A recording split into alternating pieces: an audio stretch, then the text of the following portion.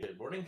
You've got interesting news. I was contacted by a company who wants somebody to help them with some consulting, figuring out what they want to do if they got some databases and they want to move them to the cloud. So put my name in the hat, see if I'll emerge victorious. It's a little contract work, so it'd be perfect. They only want someone part time, which is nice because then I can keep working on my other stuff. And I like about that is that it's kind of a design architectural perspective, kind of figuring out what is it path forward and then helping them get there. So that's fun. I like to being a part of that answer and help them figure out the right course of action and go forward from there. So I think that'll be good. And I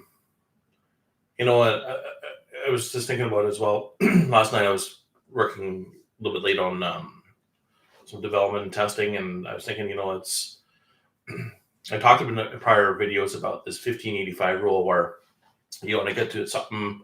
If you're working on a project, try to get to that first 15% done, because what that does is it gives you that launch point from where you can say, okay, if we continued on this path, if we're at 15% and we're successful at this point, we should be successful for the rest of it.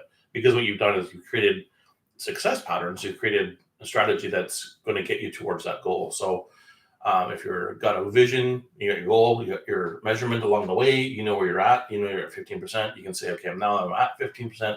This is success, therefore I'm on the right path. So that being said, I was working on this new feature, and it's just kind of a neat reinforcement because I realized I hadn't been at that first 15%. And when it comes to like a software feature or software development aspect of things, I tend to think of it as here's a concept, and then 15% is it has to work correctly. And once you get working correctly, then you can advance it to the point where it's doing a little bit more and you're adding more bells and whistles and features. But that first 15% is a really critical part, because a lot of people have this notion that, okay, well, just get it out there, minimum viable product, but it has to work. That's kind of the core, right? If it's minimum viable product but it's not working right, that's a problem. To me, that's a problem. That's disservice to a customer. So so that's where I was at yesterday. Was working on getting it to this new module to that 15%. Almost there. I found a lot of bugs that I wasn't expecting, and the part that I thought was going to be not working was working fine after I made a couple of small changes.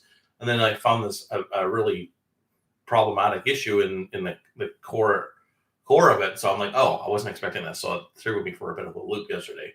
Anyways, I think I'll have that wrapped today, and I need to figure out how to integrate that into the service plans for the system, and then whether I want to keep that complete. I got to figure out the branding and like the how am I going to sell it, right? Now that it's there, and then I need to be able to integrate that in my approaches. And then yesterday afternoon, I was supposed to meet with somebody about showing them Argonon and showing them some functionality and whatnot, but didn't work out. So we're going to meet today instead.